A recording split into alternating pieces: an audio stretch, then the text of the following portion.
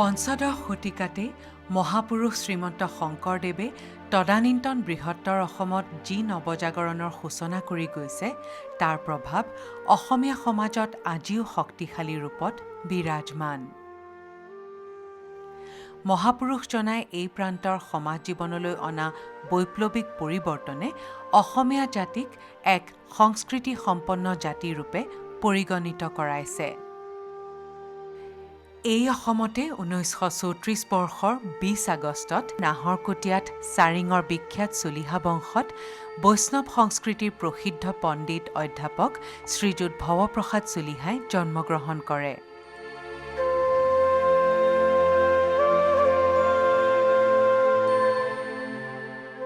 সমাজ সংসাৰৰ দায়িত্ব নিয়াৰিকৈ পালন কৰিও ওৰেটো জীৱন নিৰলসভাৱে জ্ঞানৰ অন্বেষণ চৰ্চাৰে নিজৰ লগতে সমাজ তথা জাতি এটাক সমৃদ্ধ কৰাতেই থাকে জীৱনৰ মাধুৰ্য। শ্ৰীযুত ভৱপ্ৰসাদ চলিহা হৈছে এনে এক সৰ্বজন সমাদৃত ব্যক্তিত্ব, সৰ্বজনৰ হিয়াৰ আমঠু।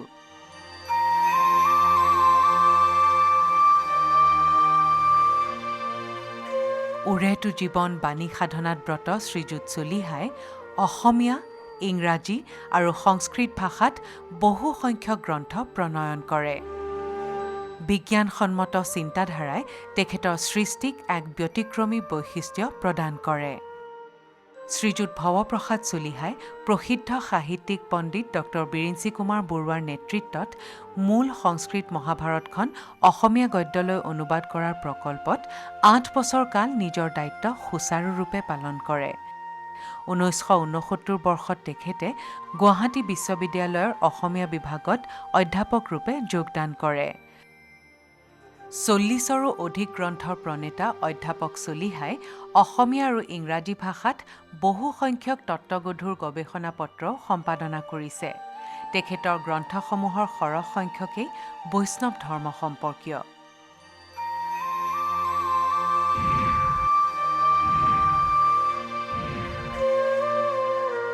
কেইখনমান উল্লেখযোগ্য গ্ৰন্থ হ'ল শংকৰী সংস্কৃতিৰ অধ্যয়ন, মাধৱদেৱৰ সাহিত্য, অসমীয়া আখ্যান গীত সংগ্ৰহ, বৈষ্ণৱ নিবন্ধাৱলী, Shankardev the master builder, aspects of Assam Vaishnavism, aspects of heritage Assam ইত্যাদি। শ্ৰীযুত চলিহা এগৰাকী সক্ৰিয় সমাজকৰ্মী। শ্ৰীমন্ত শংকৰদেৱ সংঘৰ উপপদাধিকাৰ হৈ থকাৰ উপৰি তেখেতে 15 বছৰ কাল সাহিত্য শাখা আৰু গৱেষণা পৰিষদৰ সভাপতি পদৰ দায়িত্ব বহন কৰে। অসম সাহিত্য সভা, অসম সংস্কৃত পৰিষদ, মানৱ বিকাশ সমাজ ইত্যাদি অনুষ্ঠানৰ সৈতেও শ্ৰীযুত চলিহা ওতঃপ্ৰোতভাৱে জড়িত হৈ আছে। সৰল জীৱন-যাপন আৰু উচ্চ চিন্তনৰ উৎকৃষ্ট উদাহৰণ শ্ৰীযুত ভৱপ্ৰসাদ চলিহা। স্বল্প আৰু মৃদুভাষী শ্ৰীযুত চলিহা এগৰাকী নীৰৱ সাধক। অসমৰ সাহিত্য জগতলৈ আগবঢ়োৱা অৱদানৰ স্বীকৃতিত অসম চৰকাৰে 2020 বৰ্ষৰ শ্ৰীমন্ত শংকৰদেৱ বঁটাৰে শ্ৰীযুত ভৱপ্ৰসাদ চলিহাদেৱক সন্মানিত কৰাত অসমবাসী অতিকৈ আনন্দিত। গৱেষক, পণ্ডিত আৰু মানৱতাৰ সেৱক এইগৰাকী মহান ব্যক্তি অধ্যাপক শ্ৰীযুত ভৱপ্ৰসাদ চলিহাদেৱৰ সুস্বাস্থ্য আৰু দীৰ্ঘায়ু কামনা কৰিলোঁ।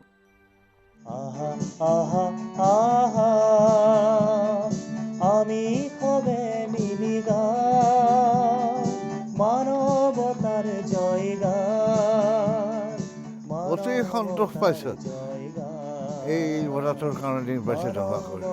অতি উপযুক্ত মানুহ, অতি উপযুক্ত, বহুত কাম কৰিছে, ভাল কাম কৰিছে। আমি সবে মিলি গান মানৱতাৰ জয়গান। অসমীয়া জাতিৰ জনক, অসমৰ সাহিত্য সংস্কৃতি ভাষাৰ প্ৰাণ প্ৰতিষ্ঠাতা মহাপুৰুষ শ্ৰীমন্ত শংকৰদেৱৰ পুণ্য স্মৃতিত অসম চৰকাৰে প্ৰদান কৰা শ্ৰীমন্ত শংকৰদেৱ বঁটাটি অধ্যাপক চলিহাদেৱক দিয়াৰ বাবে আমাৰ পৰিয়ালৰ সকলো অতিশয় সুখী হৈছোঁ। আৰু এই বঁটা প্ৰদান কৰাৰ বাবে অসম চৰকাৰ আৰু চৰকাৰৰ সাংস্কৃতিক পৰিক্ৰমা বিভাগ আৰু বঁটা প্ৰদান প্ৰক্ৰিয়াৰ লগত জড়িত সকলো লোকে আমাৰ পৰিয়ালৰ হৈ গভীৰ কৃতজ্ঞতা জ্ঞাপন কৰিছোঁ। ভৱশ্বৰ চলিহা এবাৰ শংকৰদেৱ বঁটা পোৱাৰ কাৰণে মই যথেষ্ট সন্তুষ্ট, কাৰণ তেওঁ গোটেই জীৱনটো মানে অধ্যাপক যিদিনাৰ পৰা হৈছে সেইদিনাৰ পৰা তেখেত শংকৰদেৱৰে আৰু বৈষ্ণৱ ধৰ্ম আৰু বৈষ্ণৱ সাহিত্যৰে চৰ্চা কৰি আহিছে। আৰু তেওঁৰ আচলতে গোটেই গৱেষণা, গোটেই অধ্যয়ন আৰু গোটেই অৱদানে গোটেইখিনি শংকৰদেৱ আৰু মাধৱদেৱ ভিত্তিত। সেইকাৰণে তেখেতক যে শংকৰদেৱ বঁটা দিছে এইটো সঁচাকৈ উপযুক্ত মানুহক দিয়া হৈছে। ভৱশ্বৰ চলিহা ডাঙৰীয়াৰ অসমীয়া ভাষা সাহিত্যৰ প্ৰতি যিটো অৱদান, ঘাইকৈ বৈষ্ণৱ সাহিত্য, বৈষ্ণৱ কলা কৃষ্টিৰ প্ৰতি যিটো অৱদান সেইটো অনস্বীকাৰ্য। তেখেতৰ নিজা লিখা ইত্যাদিৰ উপৰিও তেখেতৰ তত্ত্বাৱধানত অনেক গৱেষকে এই দিশত বুজন পৰিমাণৰ অৱদান অসমীয়া ভাষা সাহিত্যলৈ আগুৱাই থৈ গৈছে। তেখেতক অসম চৰকাৰে এই যিটো বঁটা দিয়াৰ কথা কৈছে শংকৰদেৱ বঁটা, এই বঁটাটো বৰ সন্মানীয় এটা বঁটা আৰু এই বঁটাটো যোগ্যজনক দিয়াৰ কাৰণে মই বৰ আনন্দ পাইছোঁ। অসমৰ এগৰাকী বিশিষ্ট পণ্ডিত, শংকৰী সংস্কৃতিৰ সাধক তথা গুৱাহাটী বিশ্ববিদ্যালয়ৰ অসমীয়া বিভাগৰ অৱসৰপ্ৰাপ্ত মুৰব্বী অধ্যাপক মাননীয় শ্ৰীযুত ভৱপ্ৰসাদ চলিহাদেৱলৈ আমি আন্তৰিক অভিনন্দন জ্ঞাপন কৰিছোঁ। সন্মানীয় চলিহাদেৱৰ দৰে এগৰাকী যোগ্য ব্যক্তিক যথাযোগ্য সন্মান প্ৰদৰ্শন কৰি অসম চৰকাৰে 2020 চনৰ ৰাষ্ট্ৰীয় পৰ্যায়ৰ শ্ৰীমন্ত শংকৰদেৱ বঁটা প্ৰদান কৰাৰ বাবে আমি গুৱাহাটী বিশ্ববিদ্যালয়ৰ অসমীয়া বিভাগে গৌৰৱ অনুভৱ কৰিছোঁ।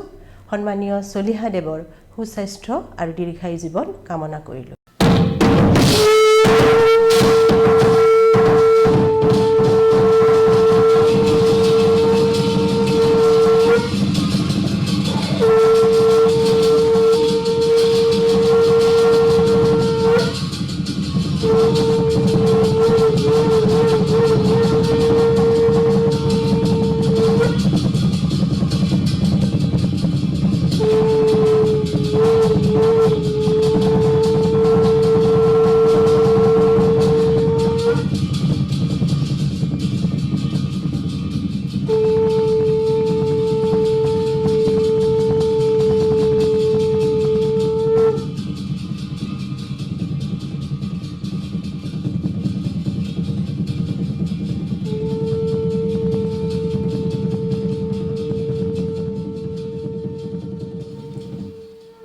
জয় জয়তে আপোনালোক সদৌতিলৈকে মোৰ সশ্ৰদ্ধ প্ৰণাম জনাইছোঁ। মোৰ অসুস্থতাৰ কাৰণে আজিৰ বঁটা প্ৰদান অনুষ্ঠানত মই উপস্থিত থাকিব নোৱাৰাৰ কাৰণে আপোনাসৱে মোৰ অপৰাধ মাৰ্জনা কৰিব বুলি ভৰসা কৰিলোঁ। অসমীয়া জাতিৰ জনক, অসমীয়া ভাষা সাহিত্য সংস্কৃতিৰ প্ৰাণ প্ৰতিষ্ঠাতা মহাপুৰুষ শ্ৰীমন্ত শংকৰদেৱ গুৰুজনাৰ পবিত্ৰ স্মৃতিত অসম চৰকাৰে প্ৰৱৰ্তন কৰা ৰাষ্ট্ৰীয় পৰ্যায়ৰ শ্ৰীমন্ত শংকৰদেৱ বঁটা এই অভাজনলৈ আগবঢ়োৱাৰ বাবে অসম চৰকাৰৰ ওচৰত মই পৰম কৃতজ্ঞ। মোৰ নিঃকিন শক্তিৰে মহাপুৰুষ গুৰুজনাৰ প্ৰতি আৰু অসমৰ সমাজ জীৱনৰ প্ৰতি আগবঢ়োৱা মোৰ সামান্য অৰিহণাৰ বাবে মোলৈ আগবঢ়োৱা এই বঁটা মোৰ প্ৰতি আপোনাসৱৰ আশীৰ্বাদ বুলি বিবেচনা কৰিছোঁ। এতিয়াৰ পৰা 500 বছৰৰ পূৰ্বে মহাপুৰুষ শংকৰদেৱ গুৰুজনাই কামৰূপ অসমত যি জাতীয় নৱজাগৰণৰ সূচনা কৰি গৈছে তাৰ প্ৰভাৱ অসমীয়া সমাজত আজিলৈকে শক্তিশালী ৰূপত বৰ্তি আছে আৰু আগলৈকে থাকিব। মহাপুৰুষজনাই জীৱনজোৰা সাধনাৰে এই প্ৰান্তৰ সমাজ জীৱনলৈ ইয়াৰ আধ্যাত্মিক, ভাষিক, সাহিত্যিক, সামাজিক, সাংস্কৃতিক আদি সকলো দিশতে এক বৈপ্লৱিক পৰিৱৰ্তন আনিছিল, যাৰ বাবে অসমীয়া জাতিয়ে আজি নিজকে এটা উচ্চ সংস্কৃতি সম্পন্ন জাতি হিচাপে বিশ্বত পৰিচয় দিব পাৰিছে। যোৱা শতিকাৰ মাজভাগৰ পৰা অসমৰ বিভিন্ন অনুষ্ঠান প্ৰতিষ্ঠানে এই গুৰুজনাৰ অৱদানৰ প্ৰচাৰৰ হকে কাম কৰি আহিছে। এই ক্ষেত্ৰত অসমৰ সৰ্ববৃহৎ ধৰ্ম সাংস্কৃতিক অনুষ্ঠান শ্ৰীমন্ত শংকৰদেৱ সংঘই গুৰুত্বপূৰ্ণ ভূমিকা পালন কৰি আহিছে। তথাপি উপযুক্ত প্ৰচাৰৰ অভাৱত এই বিশ্ববৰেণ্য মহাপুৰুষগৰাকীক আমি এতিয়াও বিশ্ব দৰবাৰত প্ৰতিষ্ঠা কৰিব পৰা নাই। এই দায়িত্ব এতিয়া আমাৰ সকলোৰ ওপৰত গভীৰভাৱে পৰিছে। সম্প্ৰতি এই ক্ষেত্ৰত অসম চৰকাৰে বিশেষ ভূমিকা লোৱা দেখা গৈছে। চৰকাৰে সহায় কৰিলেহে এই কাম সহজে কৰিব পৰা যাব। মহাপুৰুষ গুৰুজনাৰ উদাৰ আধ্যাত্মিক দৰ্শন আৰু মানৱতাৰ বাণী সমগ্ৰ বিশ্বতে বিয়পি পৰক, তাকেই কামনা কৰিছোঁ। হে মোৰ পৰম শ্ৰদ্ধাভাজন সুধীবৃন্দ, পুনৰবাৰ আপোনালোক সকলোটিলৈকে মোৰ সেৱা জনাই মোৰ চমু বক্তব্য ইমানতে সামৰিছোঁ। জয় গুৰু শংকৰ। জয় জয়তী আজি শুভক্ষণত উপস্থিত থকা আপোনালোক সকলোৰে প্ৰতি ইংৰাজী নৱবৰ্ষ 2021 উপলক্ষে মই মোৰ গভীৰ শ্ৰদ্ধা জ্ঞাপন কৰিছোঁ। গুৰুজনাৰ আদৰ্শৰেই আমি অসমক বিশ্বৰ বুকুত প্ৰতিষ্ঠা কৰিব লাগিব, এই কথা আমি সকলোৱে ভক্তিভাৱেৰে উপলব্ধি কৰিব লাগিব। গতিকে গুৰুজনাই প্ৰদান কৰা ভক্তিৰস পান কৰিলেহে গুৰুৰ প্ৰকৃত দৰ্শন হ'ব। গতিকে গুৰু দৰ্শন পোৱাটো ইমান সহজ কাম নহয়।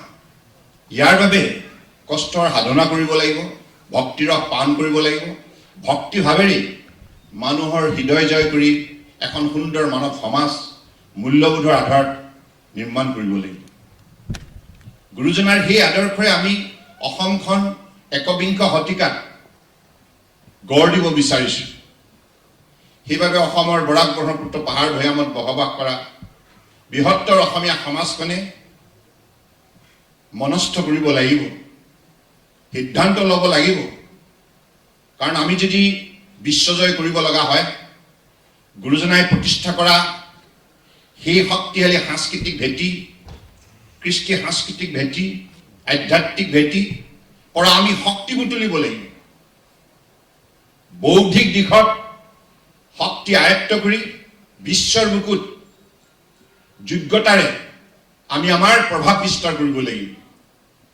আৰু সেই শক্তি অসমৰ বুকুত মজুত আছে, কেৱল আমি ইয়াক বিচাৰি উলিয়াব লাগিব। আৰু ইয়াৰ অনুসন্ধানৰ বাবেই আধ্যাত্মিক জ্ঞানৰ প্ৰয়োজন হ'ব। গতিকে সেইবাবে গুৰুৰ শ্ৰীচৰণত মূৰ দোৱাই মই ভাবোঁ, এই কামত যদি আমি নিষ্ঠাৰে আত্মনিয়োগ কৰোঁ, ভক্তিভাৱে আত্মনিয়োগ কৰোঁ, নিশ্চিতভাৱে সফলতা অৰ্জন কৰিব পাৰিম। কাৰণ মোৰ এতিয়াও কেতিয়াবা ভাবিলে আচৰিত লাগে, গুৰুজনাই আজি ইমানশ বছৰ আগতে নামঘৰ প্ৰতিষ্ঠা কৰিছিল। সেই নামঘৰ প্ৰতিষ্ঠা কৰি এখন সমাজক শৃংখলাবদ্ধ কৰি আধ্যাত্মিক আৰু সাংস্কৃতিক অনুভূতিৰে একোগৰাকী ব্যক্তিক সকলো দিশতে পাকৈত কৰি তোলাৰ যি প্ৰয়াস কৰিছিল, আৰু আজি একবিংশ শতিকাত ইয়াৰ প্ৰাসংগিকতা আৰু অধিক বৃদ্ধি পাইছে। আমি এই কথাটো উপলব্ধি কৰিব লাগিব। বিজ্ঞানৰ প্ৰযুক্তিৰ প্ৰভাৱ আছে সঁচা, কিন্তু ইয়াৰ মাজতো মানৱীয় প্ৰমূল্যবোধৰ শক্তি ইয়াতকৈ বহু গুণে বেছি। হিউমেনিটি এণ্ড টেকনলজি, ইয়াৰ মাজত আপোনালোকে আমি সকলোৱে উপলব্ধি কৰোঁ, আমাৰ ক্ষিপ্ৰ প্ৰগতিৰ বাবে, বিকাশৰ বাবে আমি আমাৰ ধ্যান ধাৰণাত মূল্য সংযোজন কৰিব লাগিব, ভেলু এডিশ্যন কৰিব লাগিব। এডুকেশ্যন, ইনোভেশ্যন, ইনকিউবেশ্যন, এই সকলোবিলাক আজিৰ যুগৰ বিকাশৰ অন্যতম যাত্ৰাৰ অন্যতম পদ্ধতি, প্ৰক্ৰিয়া। কিন্তু ইয়াৰ মাজতে মানৱতাক যদি আমি জীয়াই ৰাখিব পাৰোঁ, তেতিয়াহে এই বিকাশৰ সোৱাদ বুটলিবলৈ সক্ষম হ'ম। গতিকে সেইবাবে মই বিশ্বাস কৰোঁ যে এই একবিংশ শতিকাত আমাৰ উঠি অহা প্ৰজন্মই মানৱীয় প্ৰমূল্যবোধক বিশেষভাৱে গুৰুত্ব প্ৰদান কৰিব লাগে। কাৰণ মাতৃ পিতৃ, পুত্ৰ কন্যা, ভাই ককাই, এই মানৱীয় সম্বন্ধবিলাকৰ যদি প্ৰকৃত অৰ্থত মূল্যাংকন আমি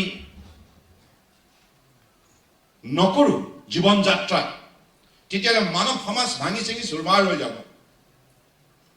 এই মানৱ সমাজখনক আজি ভক্তিভাৱেৰে মানৱ প্ৰেমেহে আঁকোৱালি ধৰি ৰাখিছে।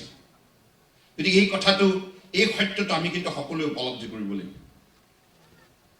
গতিকে এইভাৱে গুৰুজনাৰ এই যিটো মহান পৰম্পৰা, গতিকে এই কথাখিনি আমি সকলোৱে অনুধাৱন কৰিব লাগিব। আমাৰ ডক্টৰ হিমন্ত বিশ্ব শৰ্মা ডাঙৰীয়াই অসম চৰকাৰে এই ক্ষেত্ৰত লোৱা পদক্ষেপৰ সন্দৰ্ভত আপোনালোকক তথ্য সহকাৰে অৱগত কৰিলে। আমিও শিক্ষানুষ্ঠানৰ যোগেদি গুৰুসকলৰ সজীৱ কৰি ৰাখিব বিচাৰিছোঁ। তেখেতসকলৰ অমৰ সৃষ্টি যাতে আমাৰ উঠি অহা প্ৰজন্মই অধ্যয়নৰ যোগেদি এই কথা আয়ত্ত কৰিব পাৰে, ইয়াৰ বাবে মহাপুৰুষ শ্ৰী শ্ৰী মাধৱদেৱৰ নামেৰে বিশ্ববিদ্যালয় প্ৰতিষ্ঠা কৰা, শ্ৰী শ্ৰী শংকৰদেৱৰ নামেৰে বিশ্ববিদ্যালয় প্ৰতিষ্ঠা কৰা, এনেধৰণে গুৰুসকলৰ শ্ৰী শ্ৰী অনুৰুদ্ধদেৱৰ নামেৰে বিশ্ববিদ্যালয় প্ৰতিষ্ঠা কৰা। কাৰণ আমি এই কথাটো গভীৰভাৱে বিশ্বাস কৰোঁ, শিক্ষাৰ যোগেদি জ্ঞান আহৰণ কৰিব লাগিব, আৰু জ্ঞানী হ'লেহি যিকোনো ব্যক্তি শক্তিশালী হ'ব পাৰিব। বৌদ্ধিক দিশত পাৰ্গতলৈ দেখাব নোৱাৰিলে আমি পিছ পৰি থাকিব লাগিব, বহু কথা আয়ত্ত কৰাৰ পৰা বিৰত থাকিব লাগিব। সেইবাবে শিক্ষা যোগেদি গুৰুসকলৰ আমি পৰিচয় কৰাই দিয়াৰ দায়িত্ব আমি ল'ব লাগিব। আজি শ্ৰীমন্ত শংকৰদেৱ সংঘই শ্ৰী শ্ৰী শংকৰদেৱ বিশ্ববিদ্যালয় প্ৰতিষ্ঠা কৰি এই যাত্ৰাত নিষ্ঠাৰে আত্মনিয়োগ কৰিছে। এনেধৰণে মই ভাবোঁ যে আমাৰ শিক্ষানুষ্ঠানবিলাকক এনেধৰণে আমি গঢ় দিব লাগিব। তেতিয়াহে উঠি অহা প্ৰজন্ম, তেখেতসকলক আমি দুখ দি লাভ নাই। ছাত্ৰ ছাত্ৰীসকলক এই ক্ষেত্ৰত তেখেতসকলৰ কৌতূহল বৃদ্ধি কৰিব লাগিব। তেখেতসকলৰ মনৰ পৰা যদি প্ৰশ্ন উদয় হয়, শ্ৰীমন্ত শংকৰদেৱ কোন আছিল, মহাপুৰুষ মাধৱদেৱ কোন আছিল, অনিৰুদ্ধদেৱ কোন আছিল, হৰিদেৱ কোন আছিল, ভট্টদেৱ কোন আছিল, দামোদৰদেৱ কোন আছিল, এই কথাবিলাক তেওঁলোকৰ মনৰ পৰা প্ৰশ্ন হিচাপে যদি উদয় হয়, তেতিয়াহ'লে দেখিব সমাজখনত গুৰুসকলৰ বিষয়ে জ্ঞান আহৰণ কৰাৰ ক্ষেত্ৰত আমাৰ ছাত্ৰ সমাজ শক্তিশালী ৰূপত সফলতা অৰ্জন কৰিছে। গতিকে মই বিশ্বাস ৰাখিছোঁ যে আজি এই শুভক্ষণত এগৰাকী মহান ব্যক্তিক আজি শ্ৰীমন্ত শংকৰদেৱ বঁটা প্ৰদান কৰা হৈছে। ভৰপ্ৰসাদ চলিহা, যিগৰাকী ব্যক্তিয়ে আজীৱন কাল গুৰুজনাৰ প্ৰতি শ্ৰদ্ধাশীল হৈ ভক্তিভাৱেৰে বহু গ্ৰন্থ সৃষ্টি কৰিছে, বহু ৰচনাৱলী সৃষ্টি কৰিছে। গতিকে সেইগৰাকী মহান গৱেষক পণ্ডিত ব্যক্তিক আমি শংকৰদেৱ বঁটা অৰ্পণ কৰি অত্যন্ত আনন্দিত। মই কেৱল এটি বিশেষভাৱে আমাৰ অসমৰ সকলো শ্ৰেণীৰ ৰাইজক আন্তৰিকতাৰে আহ্বান জনাওঁ। আজি বৰাক ব্ৰহ্মপুত্ৰ পাহাৰ ভৈয়াম আমি একাকাৰ হৈ জীয়াই থকাৰ যিটো প্ৰৱণতা আমি বৃদ্ধি কৰিছোঁ, এইটো অসমীয়া জাতিৰ বাবে শুভ লক্ষণ। কাৰণ আমি পূৰ্বতে এই দুটা উপত্যকাৰ মাজত আৰু পাহাৰৰ ভৈয়ামৰ মাজতো যথেষ্টখিনি এজনে আন এজনক বুজি উঠাত আমাৰ অসুবিধা হৈছে। কিন্তু ডক্টৰ হিমন্ত বিশ্ব শৰ্মা ডাঙৰীয়াই কোৱাৰ দৰে আমাৰ কাৰ্যকালত আমি সকলো সৰু বৰ সংখ্যাত কাৰোবাৰ যদি কমো হয়, সেই সৰু বৰ সকলো জাতি জনগোষ্ঠীক, জাতি উপজাতিক আমি সমমৰ্যাদা দিয়াৰ ক্ষেত্ৰত কোনোদিনে কৃপণালি কৰা নাই। শ্ৰদ্ধা সহকাৰে সকলোকে আমি মৰ্যাদা প্ৰদান কৰাৰ প্ৰয়াস কৰিছোঁ। সকলোৱে প্ৰবাদ পুৰুষসকলক ৰাজ্যিক পৰ্যায়ত আমি বিশেষ অনুষ্ঠান আয়োজন কৰি সন্মান প্ৰদৰ্শন কৰিছোঁ, যাতে প্ৰতিটো জাতি জনগোষ্ঠীৰ যি স্বাভিমান, বংশগত স্বাভিমান, পৰম্পৰাগত স্বাভিমান, ই যাতে প্ৰকৃতাৰ্থত মৰ্যাদা বুটলিবলৈ সক্ষম হয়, ইয়াক যাতে আমি জীয়াই ৰাখিব পাৰোঁ। কাৰণ সকলো জাতি জনগোষ্ঠীক লৈহে বৃহত্তৰ অসমীয়া সমাজ। বৰ অসম নিৰ্মাণ কৰিবৰ বাবেতো গুৰুজনাই নাম ধৰ্ম আৰম্ভ কৰিছিল, য'ত নেকি কোনো ধৰণৰ বৈষম্য নাছিল, সৰু বৰ নাছিল, সকলোৰে মাজত মানৱীয় অনুভূতিৰে এখন শক্তিশালী মানৱ সমাজ নিৰ্মাণ কৰাৰ শান্তিৰ সমাজ নিৰ্মাণ কৰাৰ প্ৰয়াস কৰিছিল। গতিকে মই আশা ৰাখিছোঁ যে আগন্তুক দিনত অসমত বুকুত গুৰুজনাই প্ৰতিষ্ঠা কৰা প্ৰত্যেকখন নামঘৰ, এই আমাৰ গাঁওবিলাকত এতিয়া বহু নামঘৰলৈ বহুত বৰ্তমান চামটোৱে যোৱাৰ অভ্যাস কমাই দিছে, মানে এতিয়া কিন্তু অভ্যাসটো আমি বৃদ্ধি কৰিব লাগিব। কাৰণ নামঘৰবিলাক যদি কৃষ্টি সংস্কৃতি আৰু আধ্যাত্মিক দিশত সকলো সময়তে সক্ৰিয় হৈ থাকে, তাত দিনজোৰা বিভিন্ন ধৰণৰ এনে কাৰ্যসূচী যদি চলি থাকে, মই ভাবোঁ সেইখন সমাজ সদায় প্ৰাণৱন্ত হৈ থাকিব, সজীৱ হৈ থাকিব, সুন্দৰ হৈ থাকিব। তাত কেতিয়াও বিদ্বেষ, কপট, ঈৰ্ষা এই ভাৱবিলাকৰ স্থান নাথাকিব, অন্ধবিশ্বাস, সামাজিক ব্যাধিৰ স্থান নাথাকিব। গতিকে নামঘৰ যোগেদিহে সমাজ সংস্কাৰ যাত্ৰা গুৰুজনাই আৰম্ভ কৰিছিল। এই কথাটো আমি পাহৰি গ'লে কিন্তু নহ'ব। আজিৰ তাৰিখতো আমাৰ সমাজত অন্ধবিশ্বাস, অপসংস্কৃতি বিৰাজমান, সামাজিক ব্যাধিয়ে এতিয়া উঠি অহা বহু প্ৰজন্মক বিপথে পৰিচালিত কৰিছে। গতিকে এইবিলাকৰ পৰা পৰিত্ৰাণ পাব লগা হ'লে নামঘৰৰ আশ্ৰয় ল'ব লাগিব, নামঘৰৰ আশ্ৰয় ল'বই লাগিব, গুৰুজনাৰ শ্ৰীচৰণৰ মূৰ দোৱাবই লাগিব। কাৰণ নামঘৰতে সেই শক্তি মজুত আছে, যি শক্তিৰ দ্বাৰা মানুহে মানুহ বুলি নিজক পৰিচয় দিব পাৰে। গতিকে সেইবাবে আমি অসম চৰকাৰৰ তৰফৰ পৰা ডক্টৰ হিমন্ত বিশ্ব শৰ্মা ডাঙৰীয়াই কোৱাৰ দৰে প্ৰথম পৰ্যায়ত 8,000, তাৰ পৰৱৰ্তী পৰ্যায়ত 4,000 আৰু ভৱিষ্যতে সমগ্ৰ অসমতে থকা নামঘৰ, আমাৰ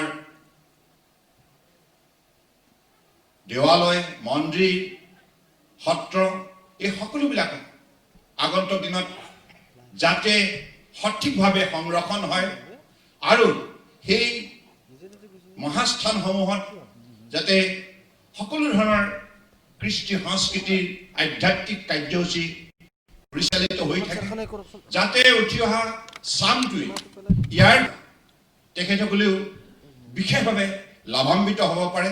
ইতিবাচক দৃষ্টিভংগীৰে আমাৰ উঠি অহা প্ৰজন্মই নিজৰ ভৱিষ্যত গঢ় দিয়াৰ বাবে প্ৰয়াস কৰিব পাৰে। গতিকে সমাজত সেই সুস্থিৰ বাতাবৰণ, সেই শৃংখলাবদ্ধ বাতাবৰণ, সেই শক্তিশালী নৈতিকতাৰ বাতাবৰণ গঢ় দিয়াৰ নিমিত্তে গুৰুজনাৰ শ্ৰীচৰণৰ মূৰ দোৱাই আমি নামঘৰ যোগেদিহে আমাৰ সমাজখন সঠিকভাৱে সংস্কাৰ কৰাৰ যাত্ৰাত পুনৰবাৰ আমি আত্মনিয়োগ কৰিব লাগিব। আৰু এইখন সমাজত মই ভাবোঁ বহু শক্তি সম্পদ সম্ভাৱনা আছে, কিন্তু কেৱল আমি এই গুৰুজনাই প্ৰতিষ্ঠা কৰা মুকুতাসমূহক বুটলি উলিয়াব পাৰিব লাগিব আৰু ইয়াৰ আমি মানৱ সমাজ নিৰ্মাণ কৰাৰ ক্ষেত্ৰত সদব্যৱহাৰ কৰি আমাৰ জয় যাত্ৰা অব্যাহত ৰাখিব লাগিব। গতিকে মই আজি এই সভাখনত সঁচাই অত্যন্ত মই আনন্দিত হৈছোঁ যে এগৰাকী মহান ব্যক্তিৰ হাতত এই বঁটা আমি তুলি দিছোঁ, যিগৰাকীৰ বিষয়ে কেইবাগৰাকী বিশিষ্ট পণ্ডিত ব্যক্তিয়ে তেখেতসকলৰ মন্তব্য প্ৰকাশ কৰিলে। আজি আমাৰ নন্দিতা বাইদেউ আমাৰ মাজত উপস্থিত আছে, মই তেখেতকো শ্ৰদ্ধা জনাইছোঁ। তেখেতে আজি ভৰপ্ৰসাদ চলিহাৰ হৈ বঁটা গ্ৰহণ কৰিলে। মই ঈশ্বৰৰ ওচৰত প্ৰাৰ্থনা জনাইছোঁ ভৰপ্ৰসাদ চলিহা সোনকালে আৰোগ্য হৈ উঠক, কাৰণ তেখেতে জাতিটোৰ বাবে বহুতখিনি আৰু দিব পাৰিব, তেখেতৰ মাজত সেই শক্তি মজুত আছে। গতিকে জাতিটোৱে সেইখিনি আন্তৰিকতাৰে তেখেতৰ পৰা আশা কৰিছে। ঈশ্বৰে তেখেতক নিশ্চিতভাৱে শক্তিশালী কৰি তুলিব, সকলো সময়তে নিৰোগী হিচাপে তেখেতক সুস্থ অৱস্থাত ৰাখি আগন্তুক দিনত আৰু অধিক গুৰুজনাৰ নামেৰে তেখেতে যাতে এই সাহিত্য চৰ্চাত আত্মনিয়োগ কৰিব পাৰে, তাৰ বাবে বিশেষভাৱে ঈশ্বৰৰ ওচৰত প্ৰাৰ্থনা জনাইছোঁ। সদৌ শেষত আজি অনুষ্ঠানত উপস্থিত থকা পৰম শ্ৰদ্ধাৰ সত্ৰাধিকাৰ প্ৰভুসকলক মই আন্তৰিকতাৰে মোৰ গভীৰ শ্ৰদ্ধা জ্ঞাপন কৰিছোঁ। আপোনালোকৰ উপস্থিতিয়ে অনুষ্ঠানটোৰ সৌষ্ঠৱ বৃদ্ধি কৰিলে। আজি মোৰ ভাল লাগিছে অসমৰ সত্ৰাধিকাৰ প্ৰভুসকলেও আজি সকলো সত্ৰতে এটি নতুন জাগৰণ সৃষ্টি কৰিছে। গুৰুজনাৰ অমৰ সৃষ্টিৰ ক্ষেত্ৰত অধিক সক্ৰিয় হৈ আমাৰ সমাজ জীৱনক সজীৱ কৰি তোলাৰ প্ৰয়াস কৰিছে। মই তেখেতসকলকো আন্তৰিকতাৰে ধন্যবাদ জনাইছোঁ। শ্ৰীমন্ত শংকৰদেৱ সংঘই আজি দিনক দিনে তেখেতসকলৰ মহৎ কাৰ্যসূচীৰ বাবে আজি জনতাৰ দৃষ্টি আকৰ্ষণ কৰিবলৈ সক্ষম হৈছে। লক্ষ লক্ষ জনে আজি দূৰ দূৰণিৰ পৰা আহি শ্ৰীমন্ত শংকৰদেৱ সংঘই আয়োজন কৰা সেই সভাত উপস্থিত থাকি গুৰুজনাৰ বিষয়ে বহু কথা আয়ত্ত কৰিবলৈ সক্ষম হৈছে। আৰু এনেধৰণে আমি বিশ্বৰ বুকুত গুৰুজনাৰ আদৰ্শ প্ৰতিষ্ঠা কৰিব লাগিব। মই আজি শুভক্ষণত আমি আগন্তুক দিনত এটি কথা কাৰ্যকৰী কৰাৰ বাবে চিন্তা কৰিছোঁ। গুৰুজনাৰ আদৰ্শ দেশ বিদেশলৈ আমি লৈ যাব লাগিব। সেইকাৰণে আমাৰ অসম চৰকাৰৰ তৰফৰ পৰা এই ক্ষেত্ৰত আমি নিষ্ঠাৰে আত্মনিয়োগ কৰিম। শ্ৰীমন্ত শংকৰদেৱ অভিযান, এই অভিযানৰ যোগেদি আমি বিশ্বাস ৰাখিছোঁ যেনেধৰণে আমি আমাৰ উৎপাদিত সামগ্ৰী বিশ্বৰ আমি বিভিন্ন প্ৰান্তলৈ কঢ়িয়াই লৈ গৈছোঁ। আমাৰ কঠোৰ পৰিশ্ৰমৰ সাধনাৰ যোগেদি উৎপাদিত উন্নত মানদণ্ডৰ আমি অসম চাহ আজি বিশ্বৰ মাজলৈ কঢ়িয়াই লৈ যোৱাৰ বাবে গম পাইছে। গতিকে আমি গুৰুজনাৰ আমি নিব নোৱাৰাটো আমাৰ অত্যন্ত ডাঙৰ দুৰ্বলতা। গুৰুজনাৰ প্ৰতি শ্ৰদ্ধাশীল হৈ ভক্তিভাৱেৰে আজি শিখ জাতিয়ে গুৰু নানকৰ গোটেই দৰ্শনটো বিশ্বৰ বুকুত প্ৰতিষ্ঠা কৰিবলৈ সক্ষম হ'ল। কিন্তু আমি আমাৰ ইয়াত এগৰাকী মহাপুৰুষে জন্ম লাভ কৰিলে। সেই মহাপুৰুষৰ অমৰ সৃষ্টি আজি বিশ্বৰ ৭৭ কোটি জনতাক আমি অৱগত কৰিব নোৱাৰাটো আমাৰ এটি দুৰ্বলতা। গতিকে সেইকাৰণে মই ভাবোঁ যে আমাৰ এই মহাস্থানত জন্ম লাভ কৰা মহাপুৰুষ শ্ৰীমন্ত শংকৰদেৱৰ বিষয়ে বিশ্ববাসীক আমি অৱগত কৰিবই লাগিব। বিশ্বৰ মানৱ সভ্যতাক আমি আমাৰ গুৰুজনাৰ শক্তিৰ সন্দৰ্ভত অৱগত কৰিব লাগিব। তেখেতৰ অমৰ সৃষ্টিৰ সন্দৰ্ভত অৱগত কৰিব লাগিব। তেখেতে কেনেধৰণে এখন সুন্দৰ মানৱ সমাজ বিশ্বৰ বুকুত প্ৰতিষ্ঠা কৰিব বিচাৰিছিল। মানৱ প্ৰেমৰ যোগেদি বিশ্বৰ মানৱ সমাজত কেনেধৰণে শান্তি প্ৰতিষ্ঠা কৰিব বিচাৰিছিল, এই কথা আমি সকলোৱে গভীৰভাৱে ৰাইজৰ মাজলৈ কঢ়িয়াই লৈ যাব লাগিব। গতিকে সেইকাৰণে মই ভক্তিভাৱে গুৰুজনাৰ শ্ৰীচৰণত কোটি কোটি প্ৰণিপাত যাচি তেখেতৰ পৰা আশীৰ্বাদ বিচাৰিছোঁ যাতে শ্ৰীমন্ত শংকৰদেৱ অভিযান যিটো আমি আমাৰ পৰম শ্ৰদ্ধাৰ সত্ৰাধিকাৰ প্ৰভুসকলৰ লগত আলাপ আলোচনা কৰি আমাৰ পৰম শ্ৰদ্ধাৰ বিশিষ্ট পণ্ডিত ব্যক্তিসকলৰ লগত আলাপ আলোচনা কৰি এই যাত্ৰাত আমি আগুৱাই যাব বিচাৰোঁ। কাৰণ আমাৰ এই অঞ্চলত যি শক্তি উৎপাদন হয় এই কথা বিশ্ববাসীয়ে অৱগত হ'ব লাগিব। বিশ্ববাসীক অৱগত কৰাৰ দায়িত্ব আমাৰ। গতিকে সেই উপলব্ধিৰে মই কথাখিনি আপোনালোকৰ শ্ৰীচৰণত ৰাখিছোঁ। পৰম শ্ৰদ্ধা ৰাইজ আপোনালোকে বিবেচনা কৰিব। কাৰণ এতিয়াও অলপ ভাবিলে নিজকে অপৰাধী যেন লাগে। কাৰণ গুৰুজনাৰ বিষয়ে যিমান চিন্তা কৰোঁ সিমানেই মনত শান্তি পাওঁ, শক্তি পাওঁ আৰু মনত অত্যন্ত আনন্দ সৃষ্টি হয়। গতিকে সেইগৰাকী মহাপুৰুষক আজি বিশ্বৰ মানৱ সমাজত পৰিচয় কৰাই দিব নোৱাৰাটো মই ভাবোঁ আমাৰ এটা ডাঙৰ দুৰ্বলতা হিচাপে পৰিগণিত হৈছে। গতিকে অসমৰ বৰাক ব্ৰহ্মপুত্ৰ পাহাৰ ভৈয়ামৰ ৰাইজৰ শ্ৰীচৰণত মূৰ দুৱাই সকলোৱে মই আশীৰ্বাদ বিচাৰিছোঁ। পৰম শ্ৰদ্ধা ৰাইজ, এই অভিযান শ্ৰীমন্ত শংকৰদেৱ মিছন যাতে বিশ্বৰ বুকুত সফল হয় তাৰ বাবে সকলোৱে আপোনালোকে সহায় কৰক। সত্ৰাধিকাৰ প্ৰভুসকল আশীৰ্বাদ কৰিব। কাৰণ গুৰুজনাই সদায় বিচাৰে পৃথিৱীখন সদায় শান্তিত থাকক, মানৱ প্ৰেমৰ যোগেদি মানুহে মানুহৰ বাবে কাম কৰক আৰু কোনো ধৰণৰ আমাৰ মাজত ভেদভাৱ থাকিব নালাগে। সকলোৱে এক ঈশ্বৰৰ সন্তান হিচাপে আমি আমাৰ কৰ্মজীৱনক আগুৱাই নিব লাগে। গতিকে মই এইখিনি কথাকে কৈ সকলোৱে শ্ৰীচৰণত পুনৰবাৰ গভীৰ শ্ৰদ্ধা জ্ঞাপন কৰি মই আজি মোৰ বক্তব্য সামৰিলোঁ। ধন্যবাদ। জয় আই অসম, জয় হিন্দ।